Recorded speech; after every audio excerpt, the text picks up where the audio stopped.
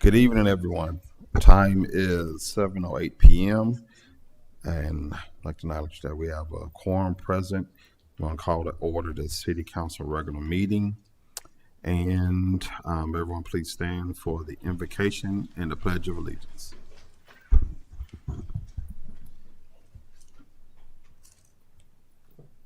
Bow your heads, please. Dear Lord, we just thank you for today. We thank you for allowing us to assemble today. We thank you for your grace, your love, your power. We thank you for the city staff. We thank you for the residents. We thank you for all the people that are here today gathered. We thank you for the community partners and the businesses and all of those who are here and carry out your business. We thank you for the city council. And we ask that you continue to grace us with your presence, your wisdom, and continue to bless us as we work to navigate the opportunities and the challenges that are set before us. Thank you for allowing us to be here today. Bless those who are struggling with food and shelter, and help us to find ways to continue to take care of them. In Jesus' name we pray. Amen. I pledge allegiance to the flag of the United States of America and to the republic for which it stands, one nation, under God, indivisible, with liberty and justice for all. You may be seated. All right, first up on our agenda, council, is public comments. And we have tonight, two public comments, and then we'll move through the agenda from there. Let's see, first up, Mr. Robert.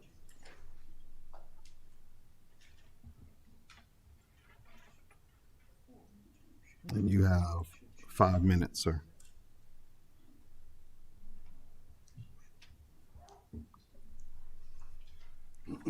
Thank you, Mr. Mayor. My name's Robert Battle. I marked the box for hearing. I want to talk on both hearings, if you don't mind. Basically, what's happened is that the developers, the bond salespeople, and the consultants have taken over our town with your help. This is a map that was in the comprehensive plan of what you guys want to do with the downtown.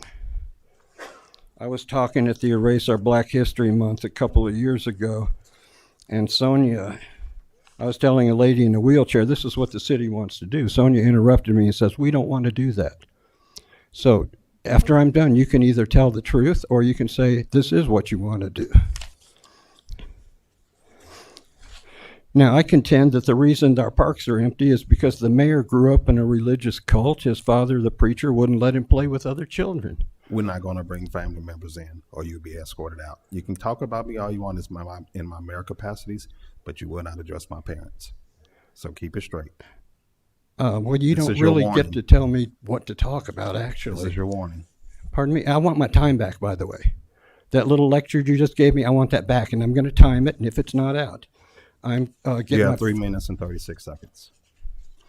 Okay, well, what I'm doing now, what I'm saying is, I think you grew up in a religious cult, and you weren't allowed to play with other kids, and that's why our parks are empty. So when I'm done, you can correct the record, okay? Now, you have a bunch of things in here that my new technique is that I'm going to start filing municipal court complaints. Every time you guys screw up and you blow the rules, you do illegal stuff. I've got 15 in there now. This one, where you buy this 8.3 acres, you need to say why we bought it, and you need to show a price in there. You don't get to just put Fifth Amendment, blah, blah. This year, the mayor's ball, it's not even pretending to be a fundraiser this year. It's just a slush fund in the budget. I didn't see where you guys voted on a budget. Maybe I missed it. But so my next complaint is going to be about the mayor's ball, and I'm going to include the finance director. Because you don't get to just put slush fund money so you and your cronies can go booze it up. You know, this nonsense of it being a regional, or not a regional, but a citywide event is a joke. I asked for the pictures, and I was told there was no pictures by the city secretary. But there's a video of you there. That's another complaint I'm going to file against Ms. Alvarez. Okay, now speaking of, excuse me, let me check my notes here. This nonsense about only getting to talk for 5 minutes is another thing that I filed a complaint about. And by the way, the one where you ignored the GPR, you spent $32,000 on GPR next to the cemetery, and I asked to see the map, and I was told there's no responsive records. I filed a complaint about that, and guess what? It's gone up to Travis County. So they can sit on it for a year.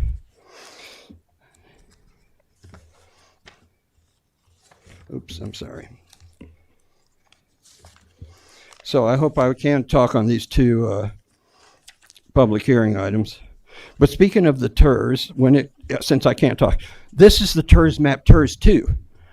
It used to be we were a regional leader. Now we're blighted. What's blighted about Pete Dwyer's property over there? These TERS, you are giving away 50% of the property taxes for 25 years. There's nothing blighted over here. That's not blighted. You're putting 400 apartments there. What's blighted about putting 400 apartments? In TERS 3, same things. You got to say why it's blighted, and you got to give the property owners. But in this time, with whatchamacallit, TX or whatever their name is, they didn't put the property owners. So I filed a complaint about that. And by the way, it has to be a Class C misdemeanor, and the maximum fine is $500. So no big deal. It's a court of no record. You know the court you gave an award to? A court, you made a proclamation about a court of no record. That's corruption. You could have been a leader statewide, but instead you fell with the corruption.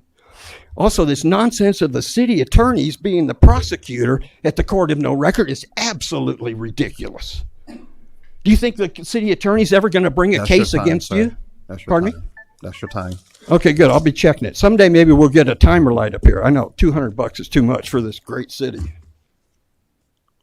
To remind the audience, this is a city council meeting. All comments and communication should be addressed to city council members, not anyone else in the audience or not any city staff members. Next, Ms. Bethany.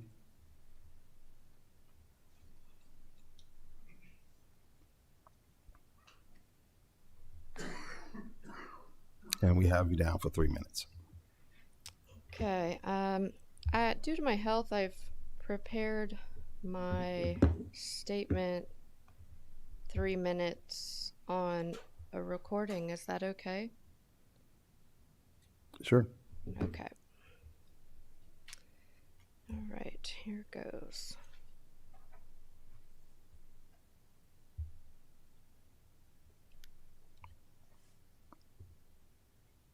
Of all this baby food politics, can none read? Take this wool out of your ears. I do not see how you can turn a blind eye and allow code and ordinance rape. Is this not hallowed ground? I don't have blind eyes. I see you breaking the law.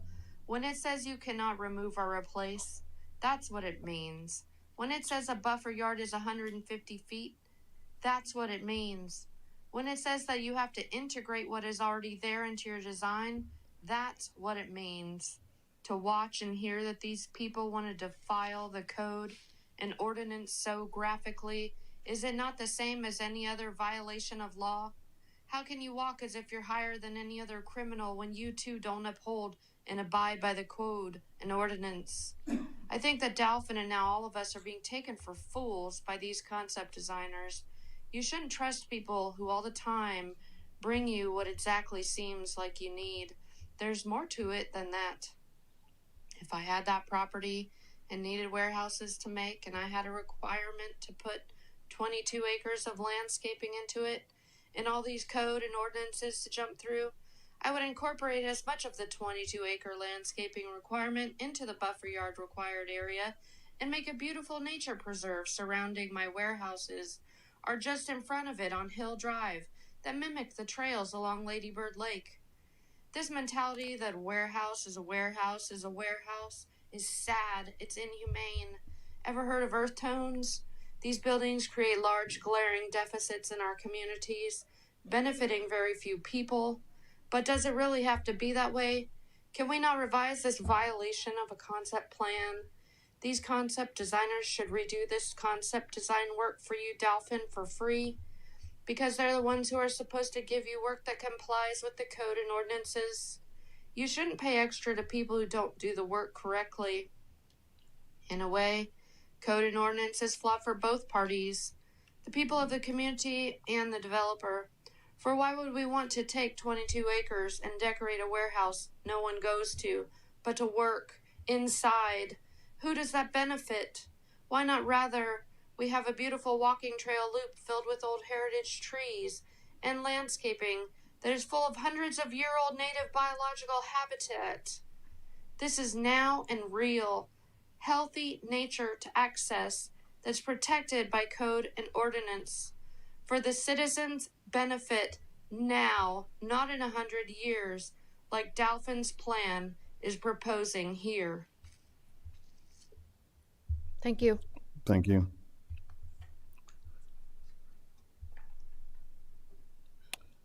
Public hearings. Conduct a public hearing on levying on assets in Mustang Valley Public Improvement District is number 1. And let's see here.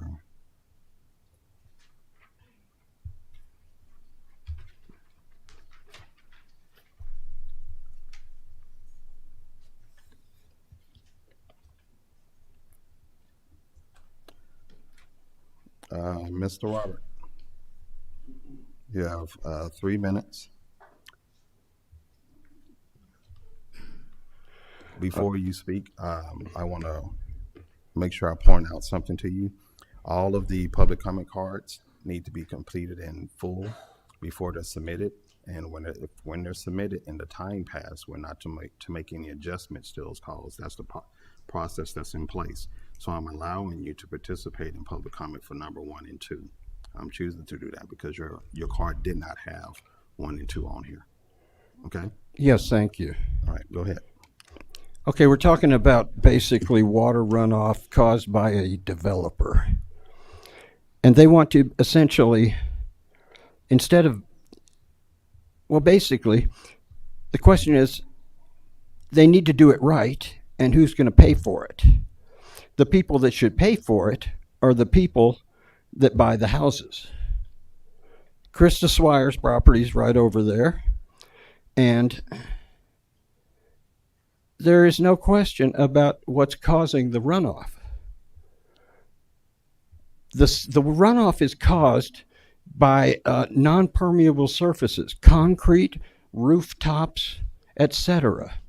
This nonsense that you guys built everybody in the state, or not the state, but the city, $6 to $7 a month for a stormwater fee. Excuse me, sir. Yeah. I'm pausing at 2 minutes.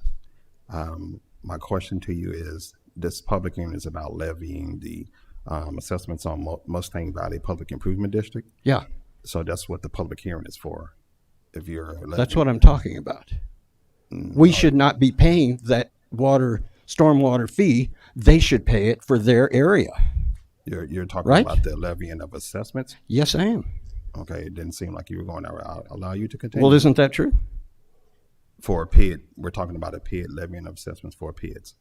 Isn't water and wastewater part of that? Okay. Is it? Not in the context of what the agenda item is for. So I just want to make sure you stay on task for that one. Well, the point is, the amount of the assessment needs to be based on the mitigation of the water runoff and other factors that the developers are causing. So in a broader context, all these developers are causing similar problems, and we don't want to have to pay them, and we want the home buyers to pay them. So the fee needs to reflect the cost of building that retaining wall. They don't get to slide on it. And if they don't want to pass it on to their property purchasers, they need to pay for it themselves. These developers are just really freeloaders for the most part, and they try to get as much as they possibly can. Thank you. Thank you.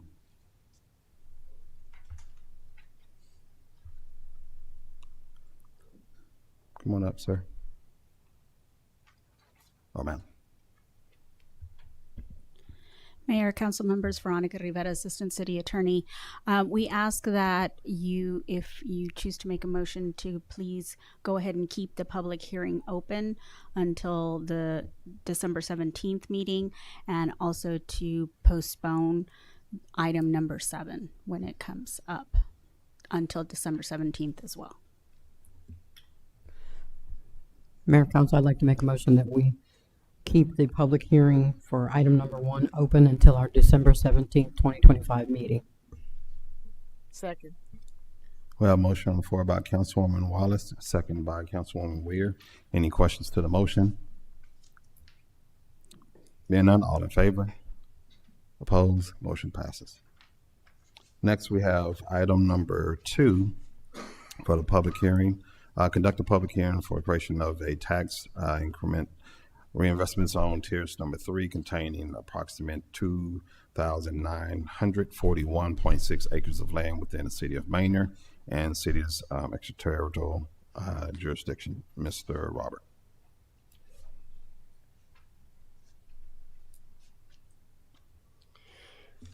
Thank you, Mr. Mayor.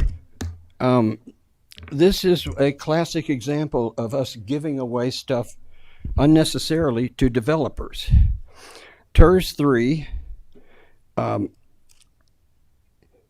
is basically going to give these developers 50% of the property taxes for 25 years.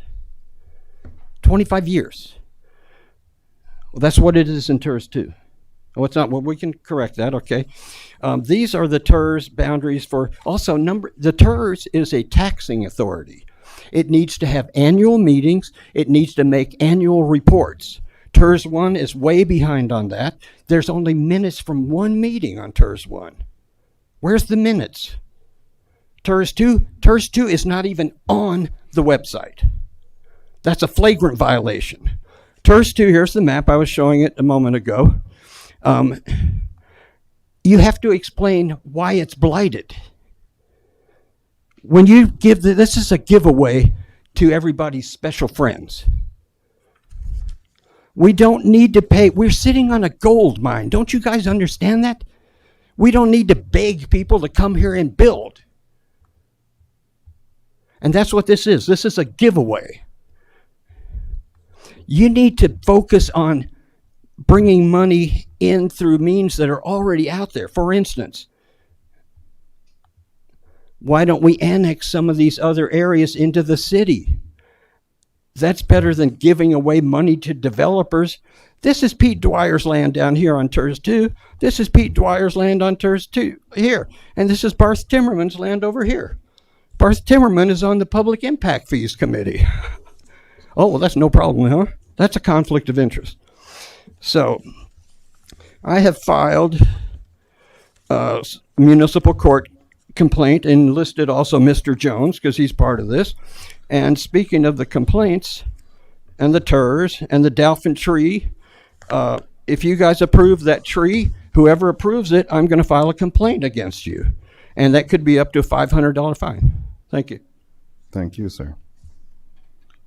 For correction purposes, the TERS is a financial tool that the city creates so that the city can do investment in infrastructure for the land that the city owns and for the overlay area. So it's not a giveaway to anyone. It's actually a set aside that we do for increase of property values where we actually have that money and we actually use that money to invest in things for the city, sidewalks, water, wastewater, drainage improvement, streets, things that the city needs for that entire 2,900 acres. So I just want to make sure everybody's clear on what's happening with the TERS project.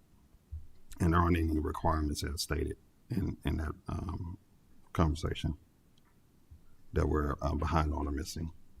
Mr. Beal.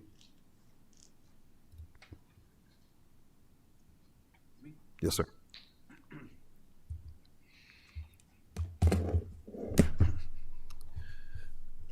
John Beal with Wilbarger Creek Conservation Alliance. I'm here today to speak in favor of Tiers 3. Did I pronounce that right? Because it is probably the best way to pay for infrastructure within that 2,900 acres. 2,900 acres. But I'm also here today to ask you to add something to that document. There's, in my opinion, an omission. I would call it a glaring omission. The next warehouse developer wouldn't feel the same way. It appears to be funding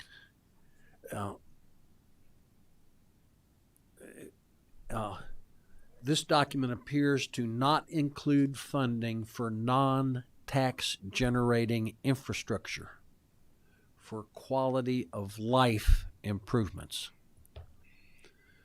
What I'm referring to here are green belts, trails.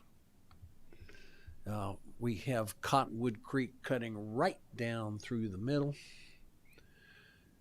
It is the major tributary of Wilbarger Creek, causing considerable flooding.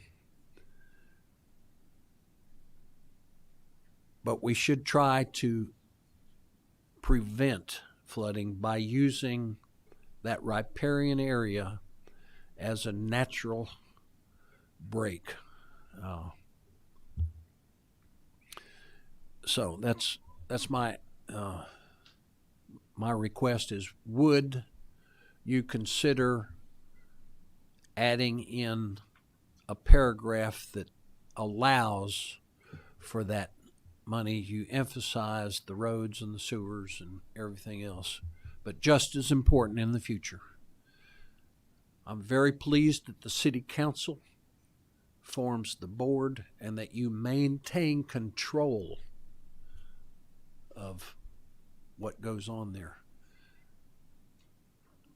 The ability to think 25 or 50 years into the future is not a luxury that the developers have, but that is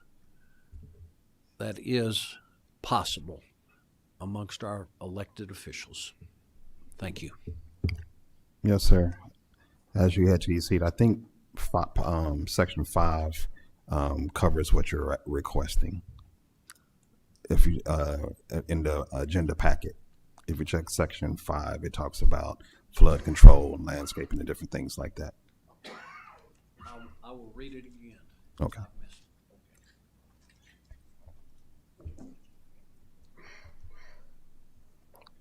All right. Let's see. That is all of our public hearing items. Our guest, Mr. Jones, you want to come up?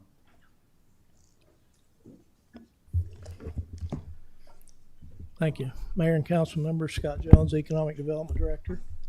And before you, we're conducting this public hearing for the creation of TERS number 3, which contains 2,941.6 acres of land on the eastern side of the city. This is what we're calling the commercial TERS. And you have the documents in front of you. We have here, now or later, you can ask questions to the creator of the preliminary plan for the TERS and future administrator of the TERS, Travis James with TXP Incorporated. So if anybody has any questions about the TERS, we can direct those to him, or I'm here to answer those as well. Council members, do you have any questions about TERS number 3? I have a question, Jones. I just wanted to know if you have received any other public comments other than what we heard tonight. No, ma'am. Okay. No property owners have contacted me or come to the meeting that are located in that TERS zone. Other questions, council members?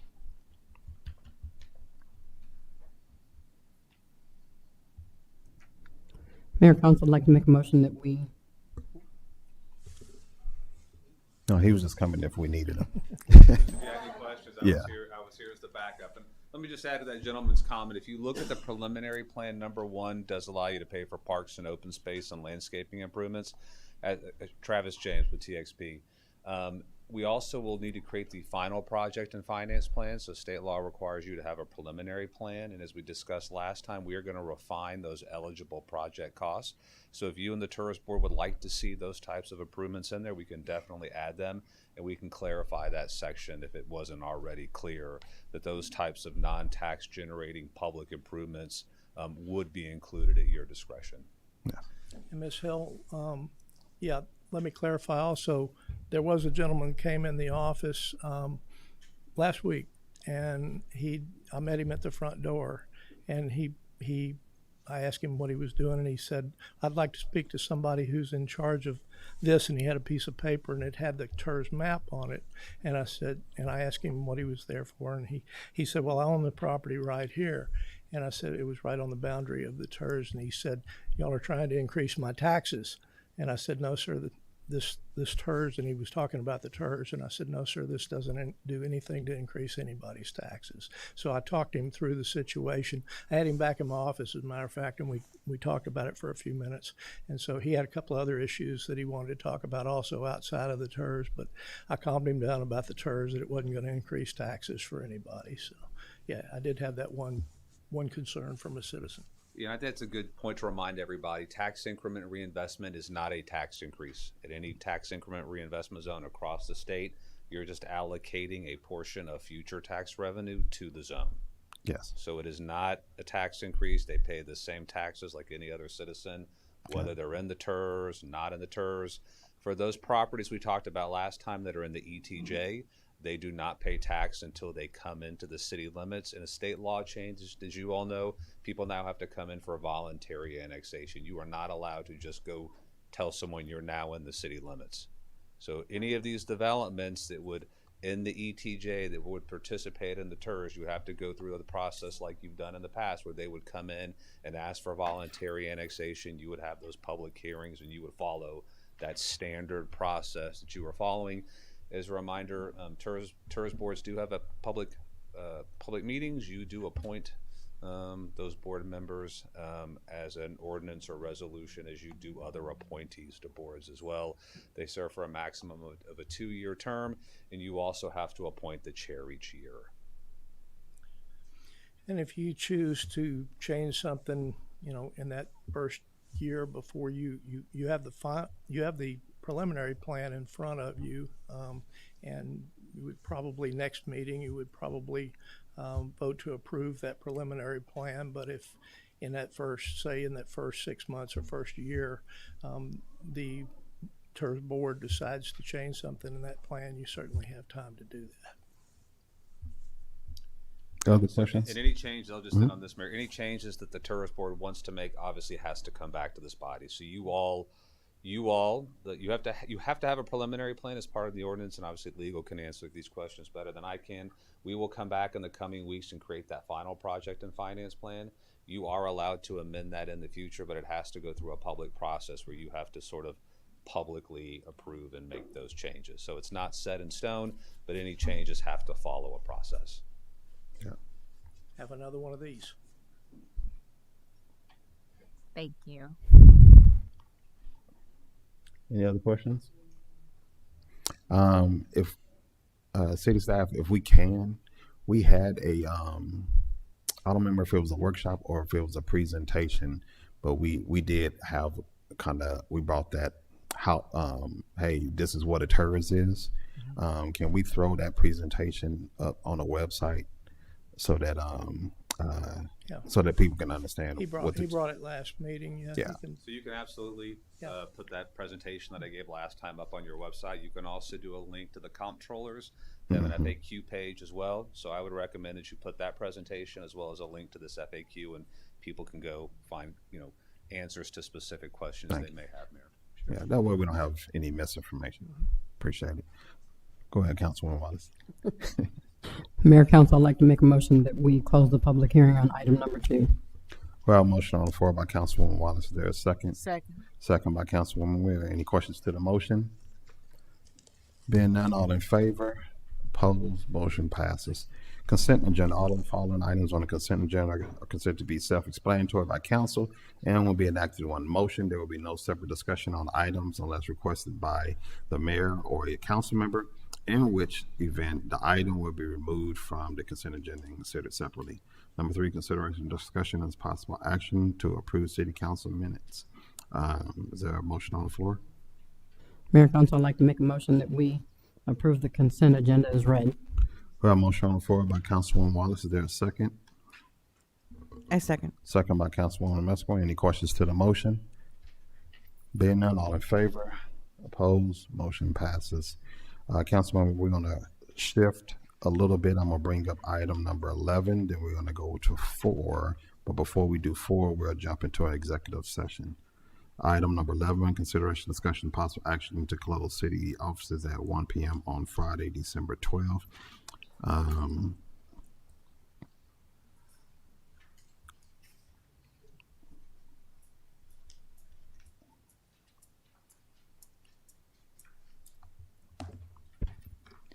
Good evening, Mayor, City Council. Tracy Vasquez, HR Director, here with the City of Manor. And it is that time again for our annual employee luncheon, and we are requesting that we can close City Hall facilities at 1 p.m. on Friday, December 12th. It usually takes about 2 hours for the whole luncheon. We usually, as HR, we put everything together. It takes us about 4 to 6 hours, and then at least an hour and a half to pack up. And usually our guys, Public Works, assist us as well to get it done within the next hour or two. This has been ongoing for years, and we're just asking to continue the tradition. Questions, comments, council members? Does publication go out that you guys will be? Yes, definitely having? absolutely. Okay. And this isn't like a cutoff day, so we're good. Yes.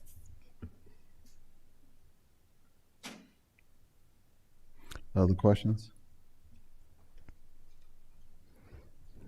Mayor and Council, I'd like to make a motion that we approve the city offices closing at 1 p.m. on Friday, December 12th, 2025. We have a motion on the floor by Councilwoman Wallace. Is there a second? Second. Second by Councilwoman Weir. Any questions to the motion? Being none, all in favor? Opposed? Motion passes. Thank you.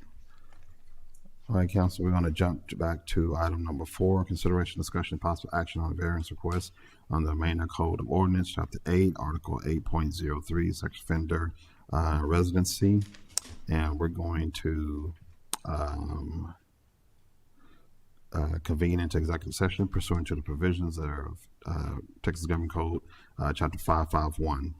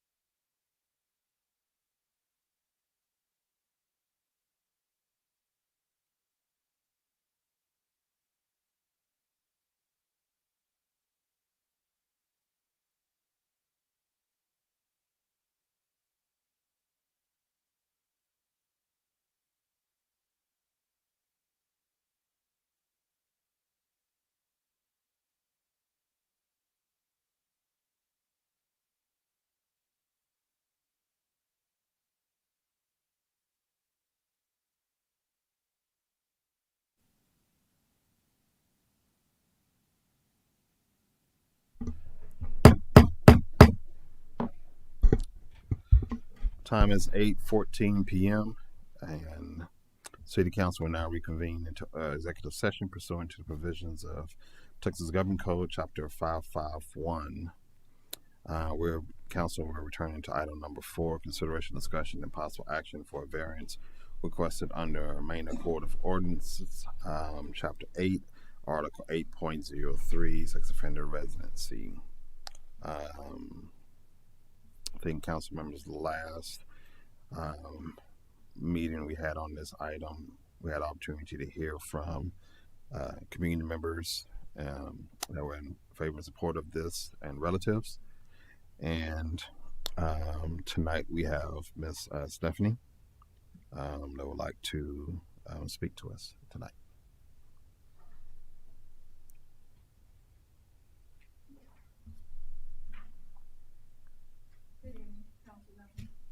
Hold on one second. Thank you. Could you hear me? Thank you for letting me speak. I'm here tonight asking for reconsideration for the denial that prevents me from living in my own home at 14004 Mark Christopher Way with my husband and my elderly mother who are here. I understand why Ordinance 752 exists, and I do not take it lightly. But I ask you to look at me, the person that I've become after nearly 3 decades of change, accountability, and steady, law-abiding living. When I made the mistake that put me in this position, I was very young. It was a terrible decision, one that I've taken full responsibility for, but my young mind didn't understand the weight of it at the time. It wasn't a lifestyle or something that defined who I am or who I would become. It was a one-time lapse in judgment, and I've spent every year since making sure nothing like that ever happens again. Since my release in 2010, I've rebuilt my life piece by piece. I have obtained and kept steady employment, paid my taxes, and stayed out of trouble. I've followed every rule ever asked of me and proven year after year that I am a responsible and productive member of society. Recently, my husband, my elderly mother, and I invested nearly $25,000 of our savings into a home on Mark Christopher Way, believing it would be our permanent home, a place of peace and stability. We were never told about the 2,000-foot restriction under Ordinance 752 that now prevents me from living in my own home. I understand that the 2,000-foot restriction is calculated likely in a straight line. However, when traveling actual roads, the way anyone would normally travel, the park is more than 2,000 feet from my house. I am not a predator, nor am I classified as a predator. And in every other place that I've lived in Texas, I've never been under a 2,000-foot restriction, so it never honestly dawned on me that it might be an issue here. I did my research as I always do, and upon researching this area, I found that there are 68 registered individuals already living nearby. And because I'm not classified as a predator, I believe there would not be an issue with me living here. Otherwise, respectfully, I never would have bought a house in Manor. The emotional toll that this has made on my family is astronomical. Because of this restriction, I've had to move in with my sister. My husband and my mother are in the home that we bought together, and I'm not allowed to live there. We've been forced apart, not because of anything that I've done now, but because of something that happened nearly 30 years ago. I'm not asking for pity. I'm only asking for fairness, for compassion, and for the chance to live quietly and responsibly in my own home. I already check in quarterly, and I will for the rest of my life. I'm willing to do more check-ins, or more often, even daily, if that's what's required. I'll comply with any additional conditions the council believes are necessary if it means that I'm allowed to live with my family in my home. Please let me go home and be with my family. Thank you for your time, your service, and your compassion in hearing my appeal. Thank you, ma'am. Chief.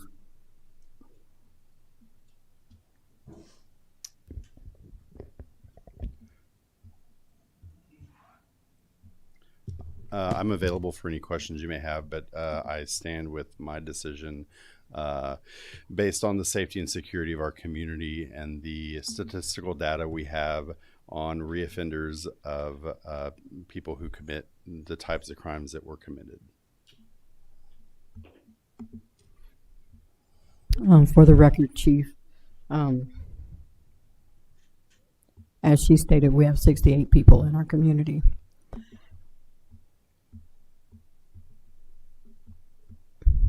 were there some that were grandfathered in prior to this ordinance being enacted? So the majority of the registered sex offenders that live within our community do not have children as victims. They have adult victims. When somebody tries to move into the city, whether it's a rental property or purchasing a home, wherever they're moving from, they're given the advice to come check the local ordinances, because these ordinances exist other places, not just here in Manor. So yes, there are sex offenders that exist. The majority of them have adult victims, and the ones that do exist in the city that have child victims were grandfathered in they lived in the city prior to the ordinance passing. Thank you.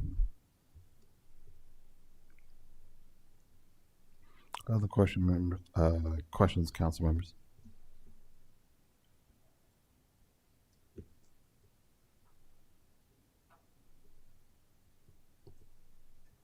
Whether it be for police or for Miss Lily. And I would like to also, I'm sorry, there are only 17 in the city limits. The 68 that were referenced were in the zip code.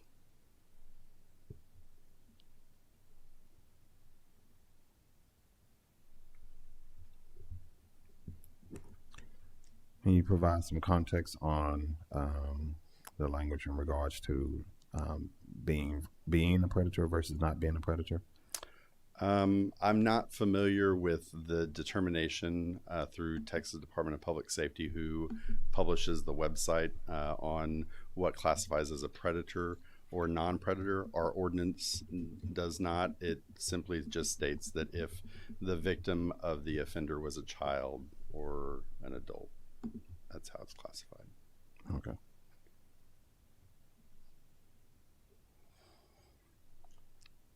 Do you know legal? Are you able to provide that context? Okay.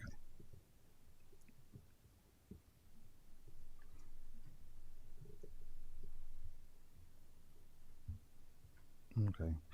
Any other questions while legal's looking it up?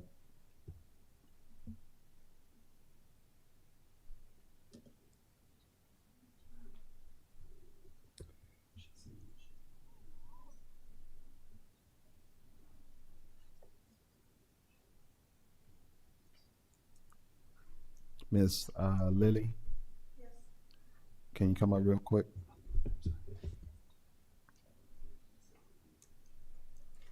Just real fast. What level of risk do you know? I'm a low level. I came from Florida originally to Texas. Mm-hmm. I believe on the website I'm undetermined. What was it? Did they give you a level in Round Rock or Austin? They didn't when I transferred to Texas. Okay. So it just says undetermined, I believe, on my page. Okay. Thank you. You're welcome.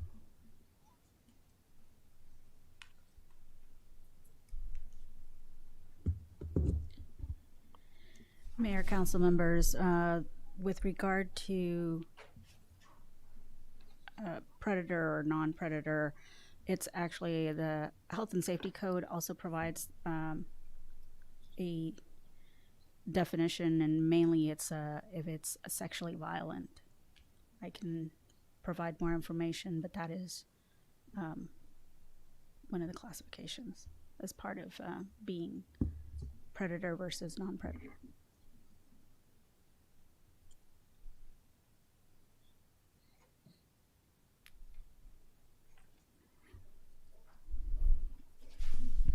Yeah, I'm looking at Texas Department of Safety Council, and I was asking about the levels because for any individuals listed as a predator or versus non-predator, they have risk levels. Non-predator designation has appears to have three designations for risk level: low, moderate, or high. And that's what I was inquiring about. which one of the risk levels were. Mayor Council, I have the page here from the Texas Department of Public Safety, and the risk level is not reported, and that is likely because it's from a different state. But one thing that we take into consideration is how frequently the individual is having to register with our sex offender compliance officer. And in this case, she is required by law to register quarterly.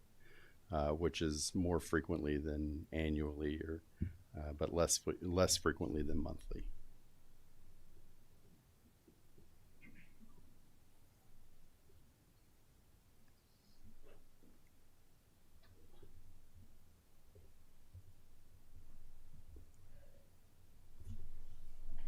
Questions?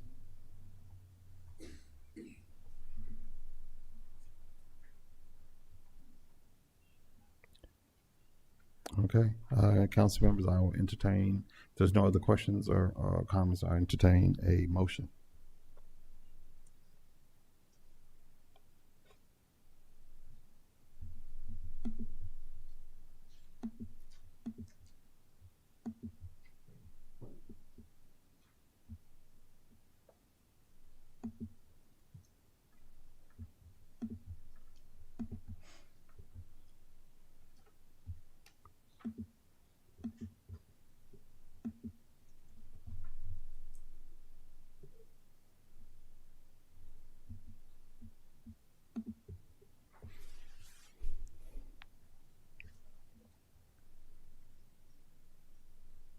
Give you some wait time there.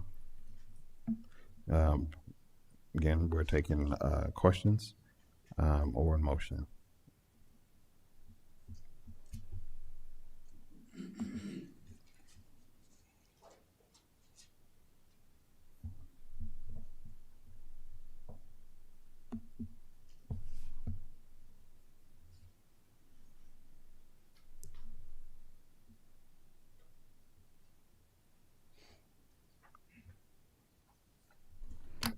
Mayor, Council, I'd like to make a motion that we deny the variance request under Manor Code of Ordinances, Chapter 8, Article 8.03, Sex Offender Residency for Miss Stephanie Lilly.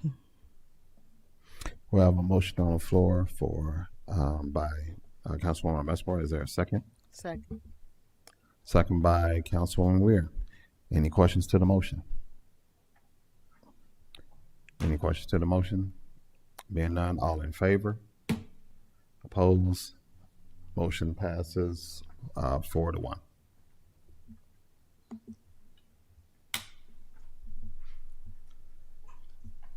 Moving on to item number 5, consideration, discussion, and possible action to remove a heritage tree in the Manor Downs industrial project, being a 29-foot pecan tree identified as number 5019, and the tree survey for said project, and being located at 8916 Hill Lane, Manor, Texas. Yes, sir. Pardon me. Mayor, Council, my name is Michael Burrell, Development Services Director for the City of Manor. This item is being brought before you as an appeal to a decision made by the Planning and Zoning Commission. The tree in question sits in what is currently intended to be a detention pond for the overall project. Our code does allow in certain instances for heritage trees to be removed, and one of those is when you're in a drainage infrastructure, right-of-way, things of that nature, and there's physical constraints that prevent you from maintaining or relocating the tree.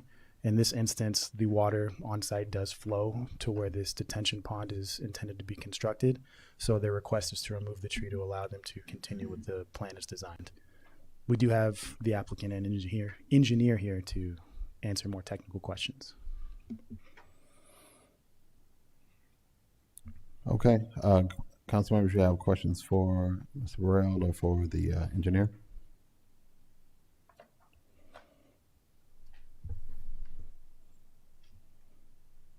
For the engineer, who is the engineer? Come on up.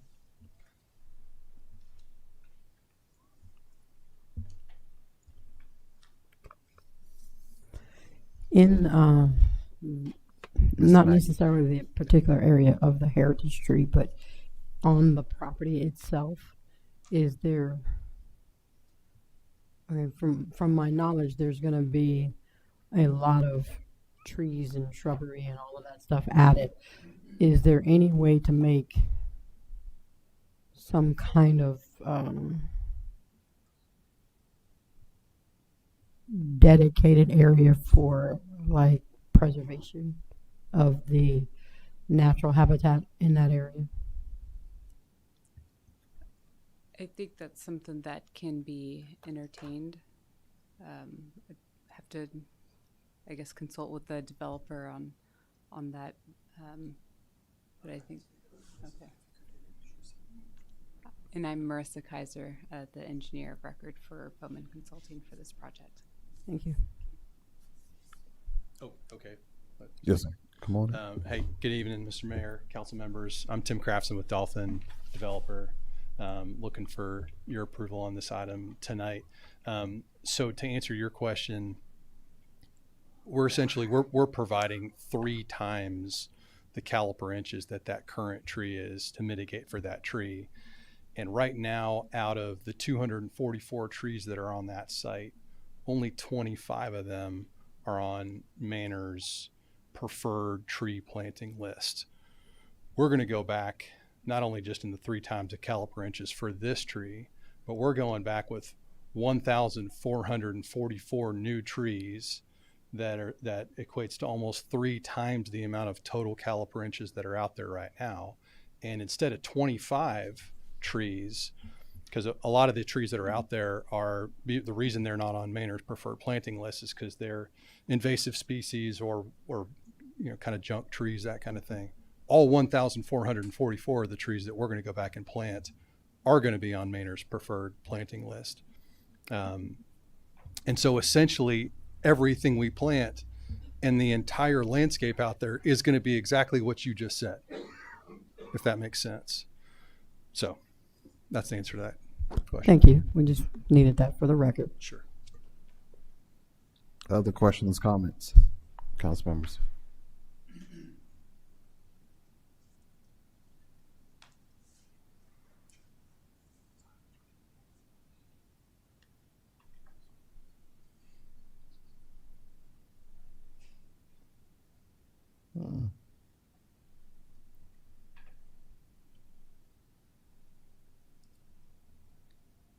Other questions, comments, council members? If not, I'll entertain questions, comments, or a motion.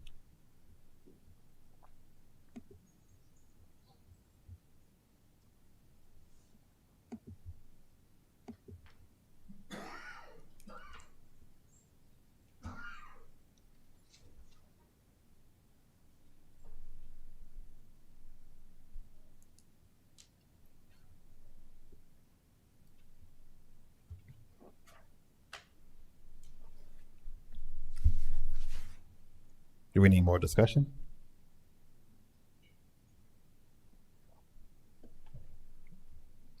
I'm happy to provide some more context if context is needed. Council members, this is a project that we worked with the company to bring into a track into the city limits. This is something that we want to make sure that we're holding our end in there. And so we're good. We're good, Jones. Yeah. We want to make sure that we're holding our end to and our commitment to Daphne for listening and then choosing to bring this thing into the city, and to work with us for that and for the additional trees that they're going to be planting and from that. And so I don't think this was anything that we foresaw in that process. However, it should not negate the intent behind, my personal opinion, the intent behind what we were, our initial goals with the company and what we sat down to do.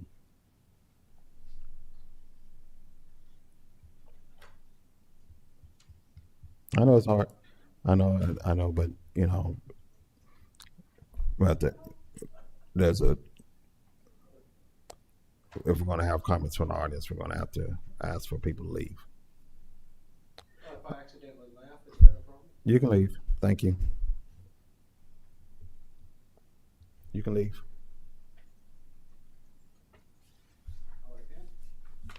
He can leave. He's interrupting the meeting. Oh, no. Why don't we send him to the warehouse? The commercial. Sir, you're interrupting the meeting. You need to step out, please. I am. Without talking.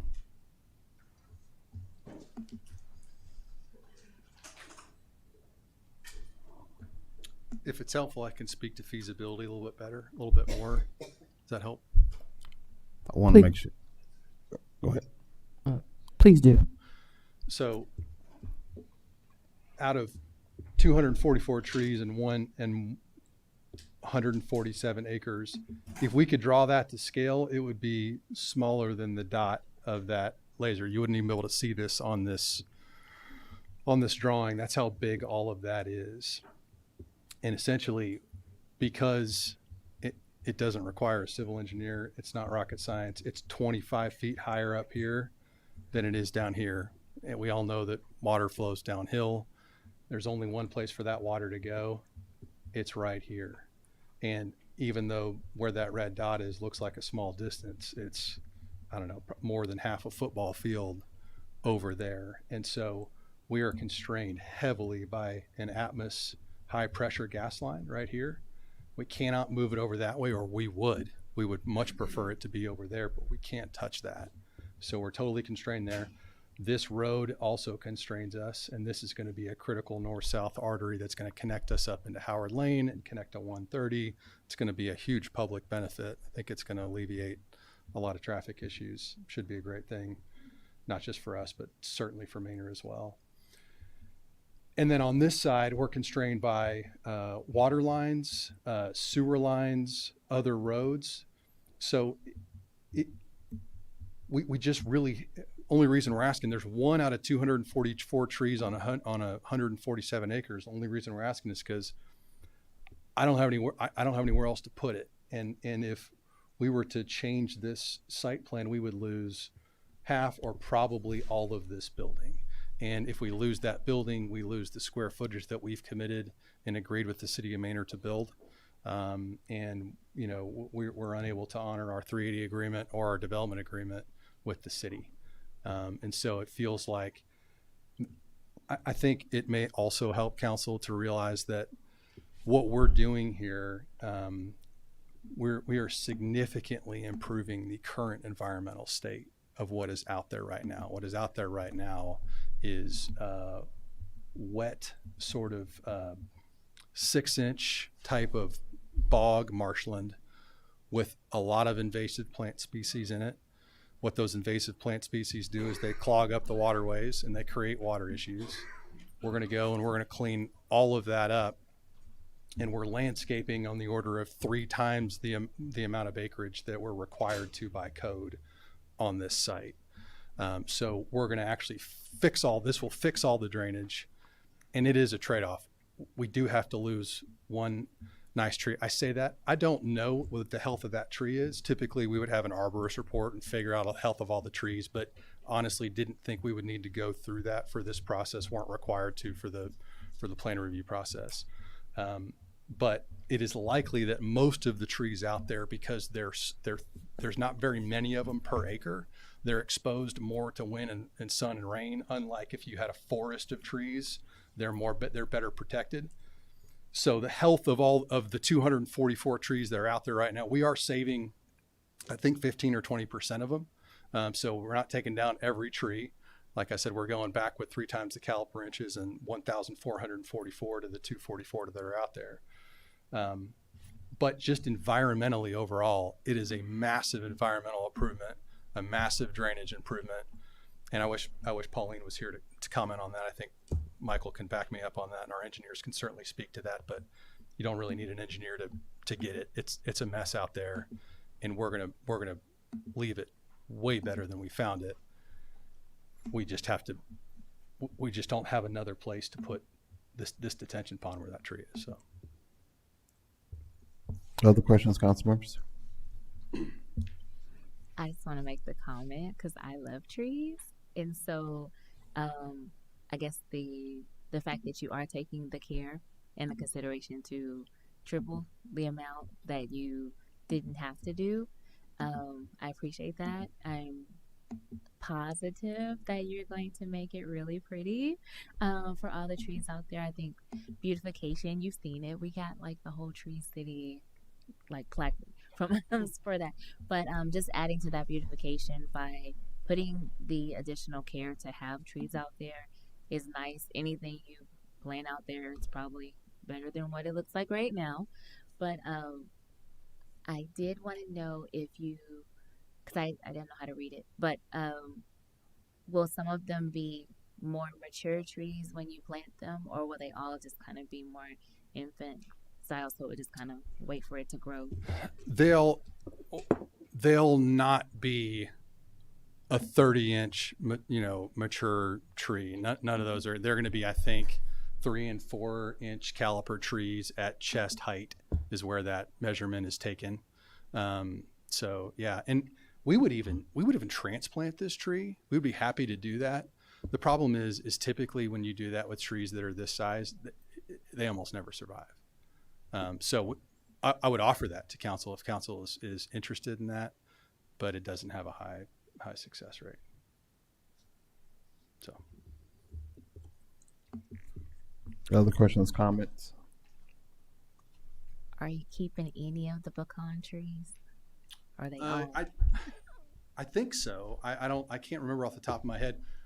We're happy, incidentally, we're planting 5 different varieties of the 1,444. All 5 are on Mainer's preferred plantings list. Incidentally, none of them are pecan trees. We can make as many of those pecan trees as council would like. It's doesn't matter. I'm not sure if it's good environmentally to have tons and tons of pecan trees, but whatever makes sense and makes environmental sense. We're happy to pick add a 6th variety of tree or whatever. So. No, you're fine. I was just gonna say before y'all tear it down, just let us know so we can make pecan pie for the next day, so we can at least pick them. But no, thank you. Questions, comments, or motion?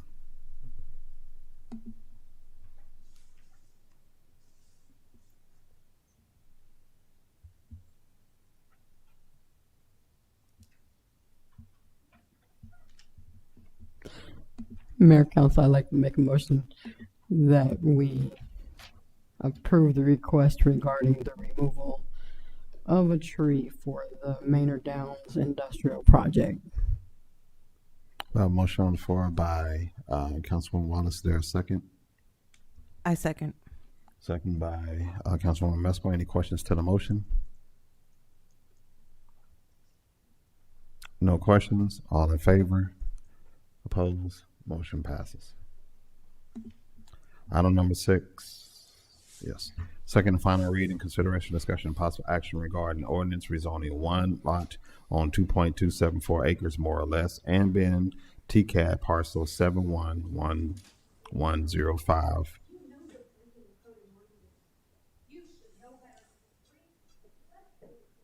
Can we make sure that they exit, please?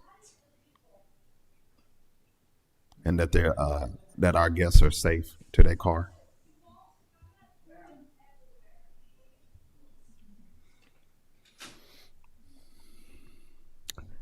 Sorry. Second and final reading, consideration, discussion, and possible action regarding ordinance rezoning 1 lot on 2.274 acres more or less and being TCAP parcel 711105, also known as 19217 EasyJet Street, Maynard, Texas, from A agriculture to IN-1 light industrial. Mayor, Council, this is the second and final reading of the rezoning for the parcel adjacent to Lone Star Electric for the expansion of their facilities just for outdoor material storage, things of that nature. Questions, comments?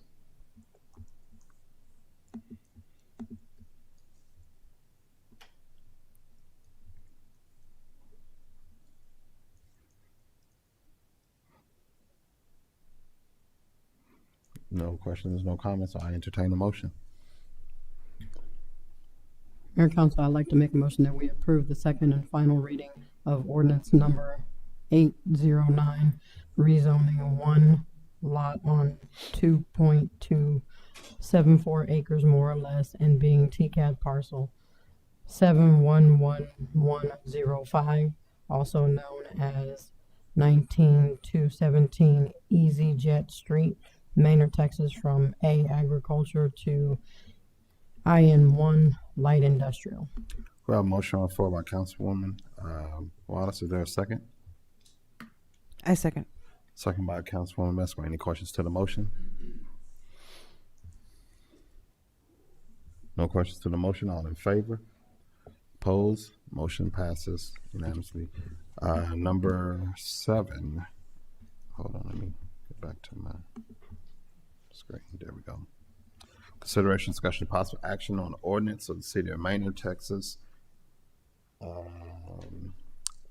making a find of special benefit to the property in the Mustang Valley Public Improvement District, providing for a method of assessment, special assessments against property in the district, approving an assessment roll for improvement area number 1 of the district, levying special assessments against property within the improvement district area, improvement area number 1 of the district, providing for payment of special assessments, providing for penalties and interest on delinquent assessments, establishing a lien on property within the district, approving a service and assessment plan, providing for related materials in accordance with Chapter 372 Texas Local Government Code, providing an effective date and providing for servability. Council members, can we get a motion to postpone this one until December 17th, 2025? Mayor, Council, I'd like to make a motion that we postpone item number 7 until our December 17th, 2025 council meeting. We have a motion on the floor by Councilwoman Wallace. Is there a second? Second. Second by Councilwoman Ware. Is any questions to the motion? Being none, all in favor? Opposed? Motion passes. Number 8, consideration, discussion, possible action on the Fifth Amendment to the letter of intent for the purchase of approximate 8.43 acres of land, more or less.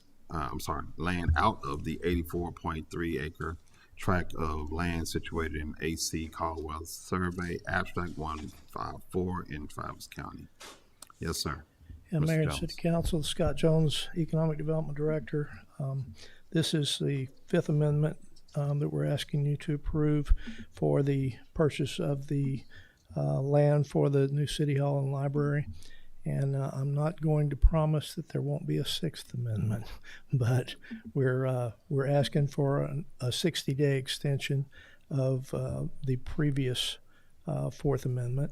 And while we do the planning exercise and get the final plans and know exactly what size tract of land we need to buy exactly. So with your approval, then we will have a fully executed Fifth Amendment from the developer, and all we need is for Mayor Harvey to sign the Fifth Amendment.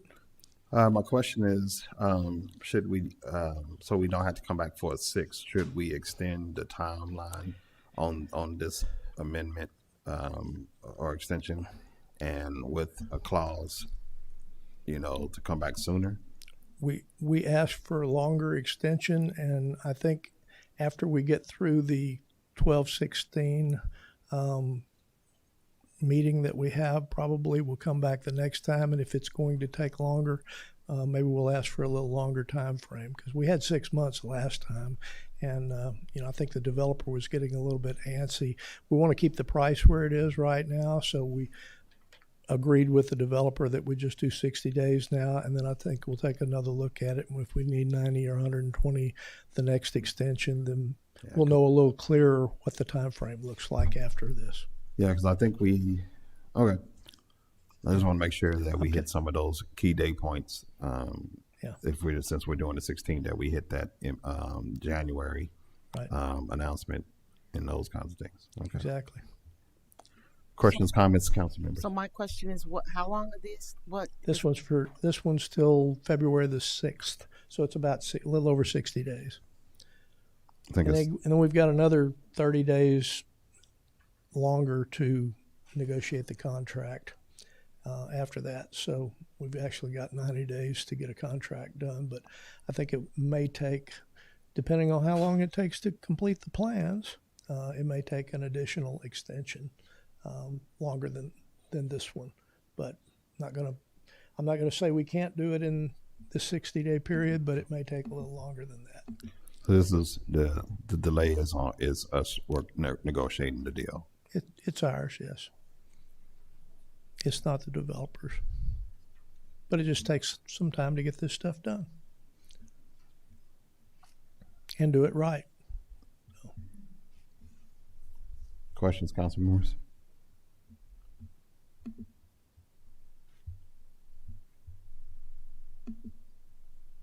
If not, I'll entertain the motion.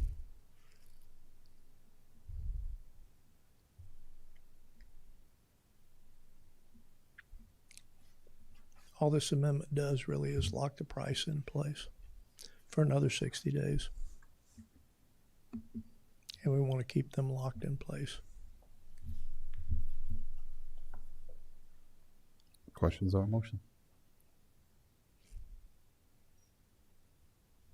So, under the recitals number C, letter C, sorry, that was just in the past because that was in the first amendments where it's February 2025. I got lost. Okay, because then the second one was 2026. Yes, ma'am. We didn't know it was going to take this long way back then.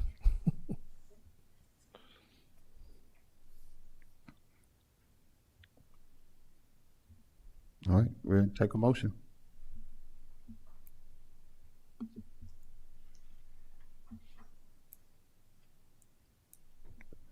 Mayor Council, I'd like to make a motion that the City Council approve the Fifth Amendment to the letter of intent as to form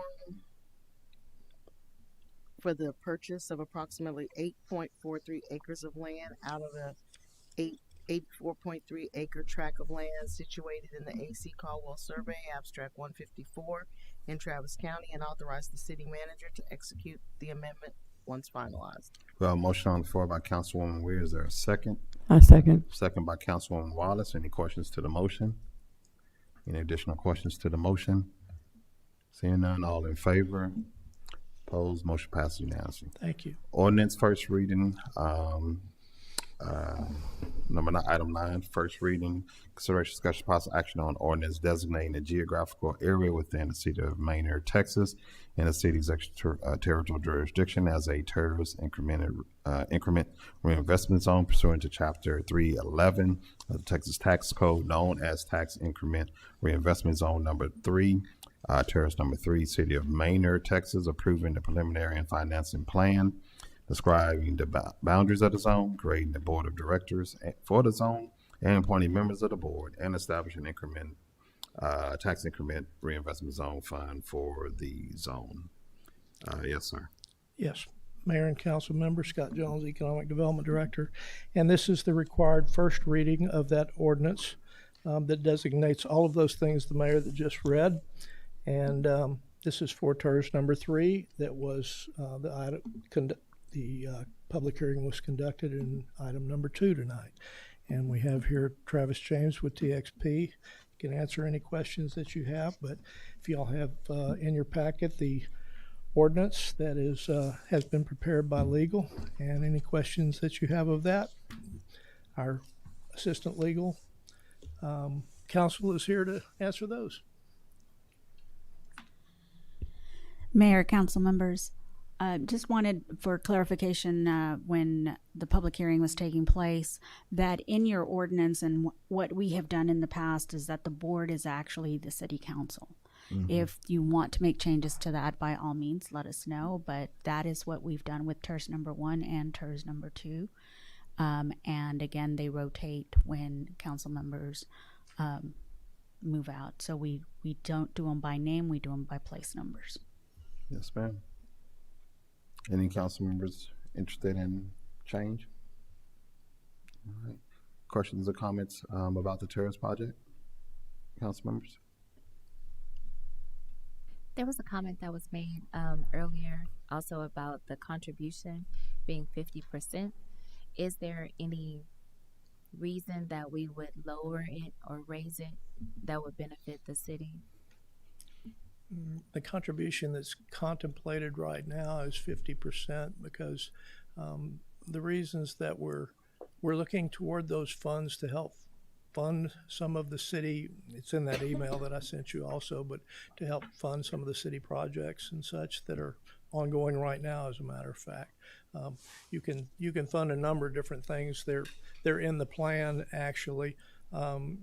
Besides infrastructure projects, you can fund city facilities, for instance.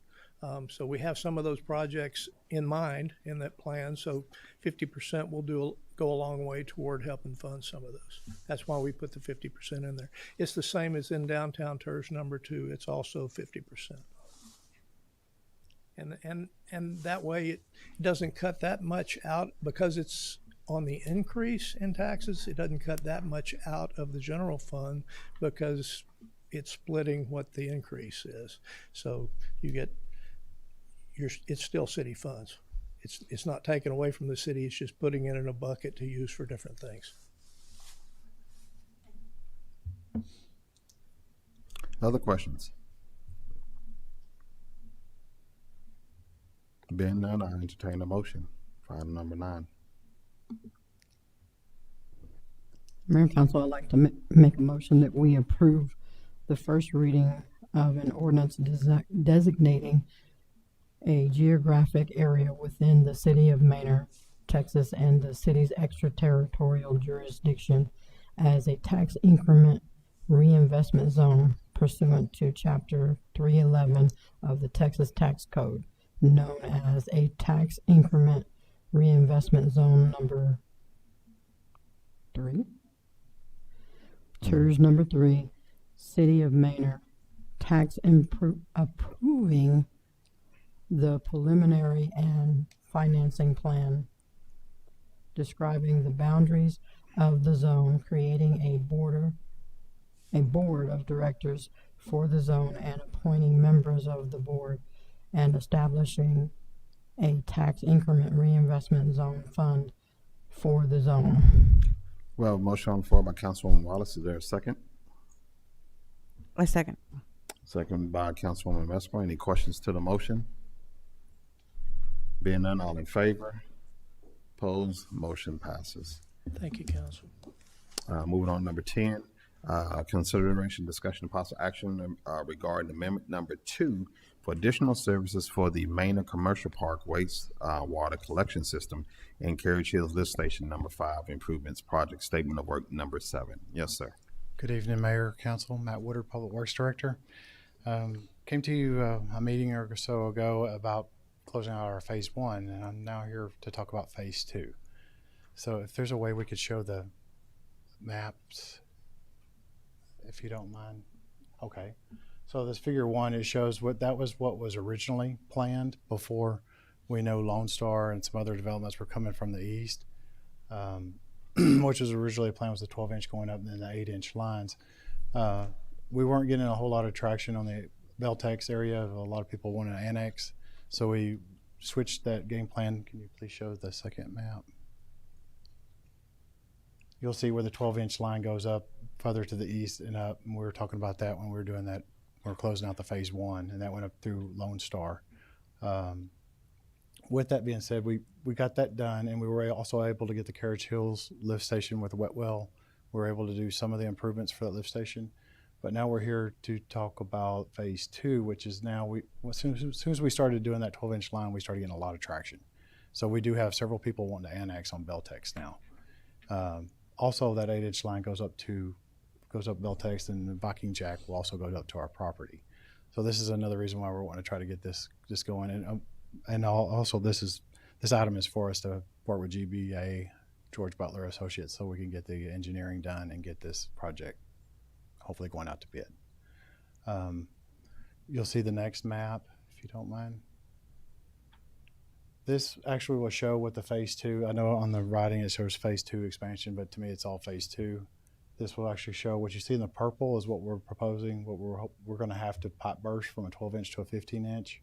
The green on the bottom, you'll see that's where we're going to propose to do parallel 12-inch lines with the existing lines that they have right now, so we can keep the lift stations going to minimize the bypass pumping. You can hardly see where the Viking jack is, but it says 8-inch and it's stepping out to the green spot. And as you know, that's the green spot that we're wanting to get wastewater from and get it down. With this phase 2, it will actually, originally it was planned not to even really have that many LUEs, but what we're planning here is we're going to need to accommodate 555 LUEs extra for this project. And you'll also see the yellow line. That's what the developer is engineering. That's what's going to trap the other LUEs to get to Carriage Hills. And I do want to add that this engineering is also going to need to upgrade the Carriage Hills lift station from 40 horsepower to 50 horsepower. It's going to need a bigger generator, and it's going to need electrical work. So there's several improvements, but there's a lot of moving parts in here, and I was trying to get them to capture kind of where we were at, where it kind of has progressed as the growth has been coming. Mayor, Council, I would just dovetail on what Matt shared with you. As we look beginning of 2025, and as we get to this point of the year, we've had a lot of interest on the commercial tracks off Oak Kimbrough, and the fact that we're working with property owners to secure easements, and we've been fortunate for them to see that as a possibility. And so the goal is to continue to build those relationships with those families. So in there, they see the value of dedicated easements because they see the value of their property going up. But we'll also just position the city to move forward annexation. Now that we're able to have utilities in place, we can pursue that whole commercial park there can come into the city, which also help with the TERS once that's established. So that anything that's 50, 60, 100,000 square foot investment, those are some definitely increases that we could do more public improvements with. So we just want to, again, thank you for your guidance and allowing us to be able to go this route, but also knowing that in the green area is where the new town center area is going to be built. So we know if we can get this line in motion, timing wise, we'll be able to have all that tie in and not have a delay, knowing that we have existing infrastructure in place to handle that first phase of that development. Questions, comments? Matt, so we the upgrade is increasing the capacity. Yes, ma'am. Did we have to do something with the electrical on that as well? Usually when they're putting in new pumps and electrical, it's part of the electrical upgrades in the panels that they're going to have to probably, I'm no electrician, but I've seen them do it quite a bit of times where they're having to either upgrade the gauge wires or they're having to put more controls in there. But I know it's going from 40 horsepower to 50. So it's a lot more power is going to be used so it can capture the extra LUEs to get down to our plant. All right, thank you. Anticipated completion? Y'all got that far yet in your projection? No, sir, we haven't got that far, but I know phase 1, it took less than a year. So I'd hope that this would take less than a year. Okay.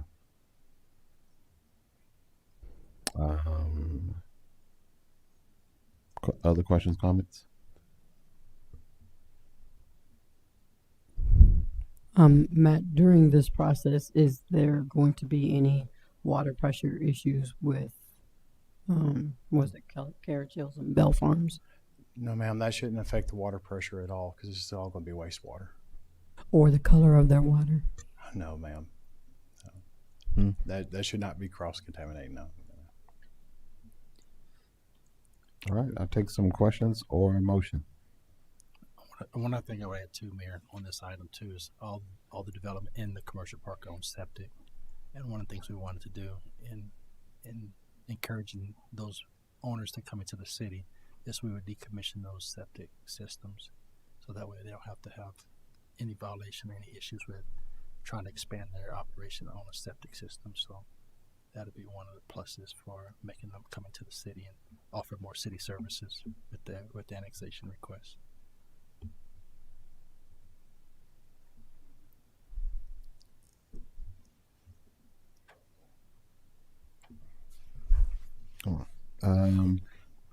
When y'all get a chance, can y'all connect with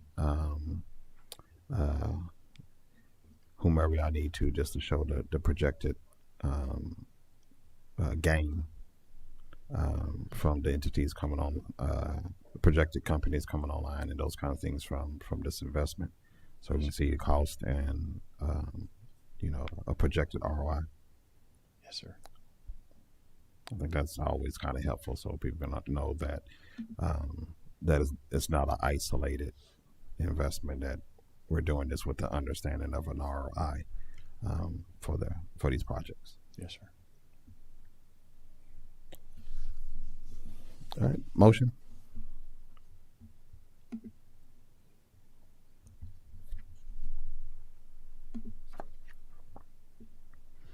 Mayor, Council, would like to make a motion that we approve the amendment to the statement of work number 7 to George Butler Associates, Inc. for the Manor Commercial Park wastewater collection system and Carriage Hills Lift Station number 5 improvements in the amount of $228,900.